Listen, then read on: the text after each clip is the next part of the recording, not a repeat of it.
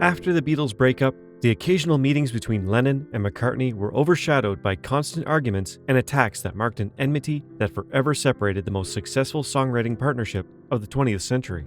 The problems had existed since 1965, but the height of the rivalry marked a rift in the friendship that could never fully heal.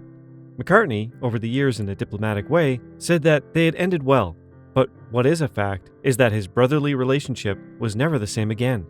After the Beatles' breakup, they met only a couple of times. In 1974, they recorded a jam session with their friends, and in 1976, they almost made a surprise appearance on Saturday Night Live, but in the end, nothing happened. After that, there were only phone calls every few months and a meeting that was cancelled by Yoko. Lennon and McCartney never saw each other again after 1976, where, in an act of anticipated farewell, John Lennon said goodbye to Paul, saying, "Think about me every now and then, my old friend." Sometime later, Paul McCartney would hear his phrase again in a song that Carl Perkins had written. It was 1981, and in the recordings of his album Tug of War, Paul McCartney cried the death of John Lennon while listening to this song. On April 24th, 1976, Lennon and McCartney were together in Lennon's apartment at the Dakota. They were watching the famous Saturday Night Live show when producer Lorne Michaels offered to the Beatles $3,000 for a reunion on the show, all as a joke.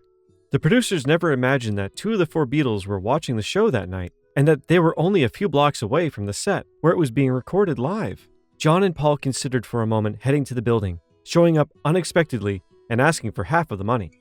It would have been epic, but arguing that they were tired, they rejected the crazy idea, and unfortunately, we lost the opportunity to see that historic moment. The next day, McCartney reappeared at the Dakota to hang out with Lennon, who, upon seeing him, turned him down, explaining that he was busy with his son, Sean.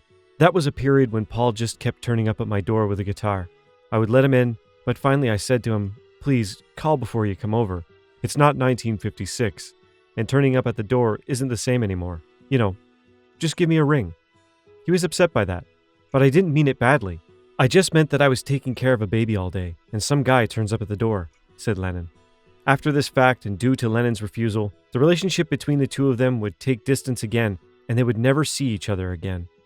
Over the years, they only talked to each other on the phone a couple of times, the last time being just a few months before Lennon's death. It was very special to me that we reached that point, actually, because, you'd had the whole horrible thing of the group breaking up. I think we just realized, come on, guys, we love each other. What are we doing? We're messing around.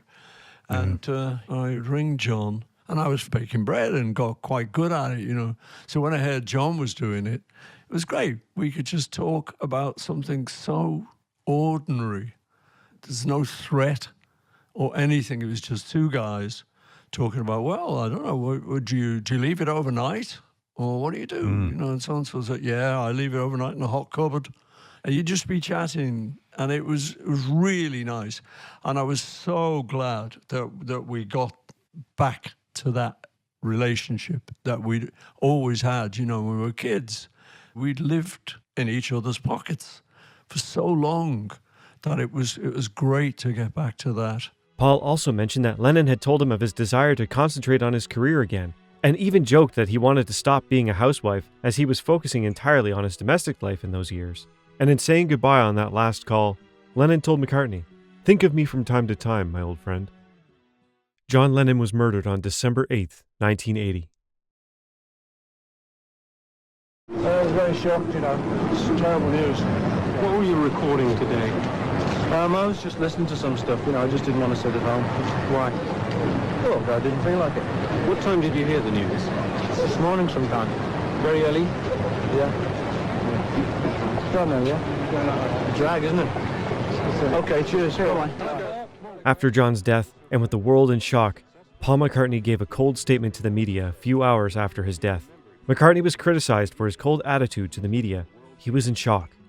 Paul was working on his new album, Tug of War, his new recording project. In it, he collaborated again with George Martin and had some stellar collaborations with Ringo Starr, Stevie Wonder, and Carl Perkins. Paul's admiration for Perkins was always known. All the Beatles were declared fans of the guitarist and composer, and Perkins was always grateful for the covers that the band did of his songs. Even Carl Perkins told that he was in a recording session with the Beatles, and later legends were made that he had played with them. Going back to Paul's album, the track chosen to work with Perkins was Get It, and once the recordings were finished, Perkins gave Paul a song he had written the previous morning. Perkins had woken up in the middle of the night with the lyrics in mind, and the next day, he played it for Paul and Linda in gratitude for having put him up in their house. The song was called My Old Friend, and an excited Paul started to listen to it while Perkins sang it to him, and when the last phrase of the chorus came out, McCartney burst into tears. If we never meet again this side of life, in a little while over yonder where it's peace and quiet, my old friend, won't you think about me every now and then? Not knowing what the matter was, Carl stopped, a bit shaken. Didn't Paul like the song? Linda warmly put her arms around Carl and thanked him. She said the song was getting Paul to finally connect with his grief over John Lennon's death.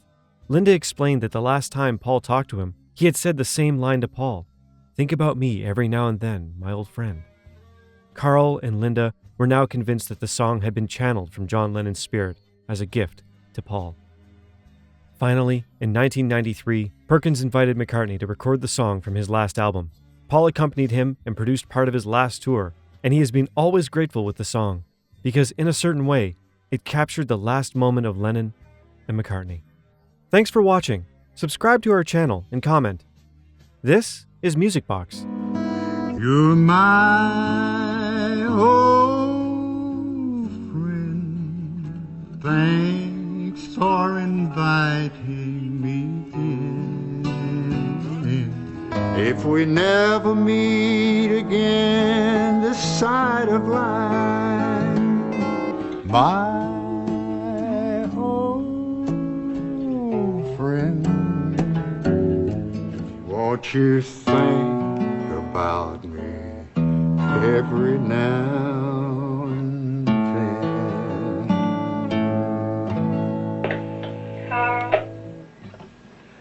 And that was the little girl that answered the original phone call. Hello? Paul McCartney just called. Belle, are you kidding me? No, but I didn't answer the phone. I was in the... Paul McCartney.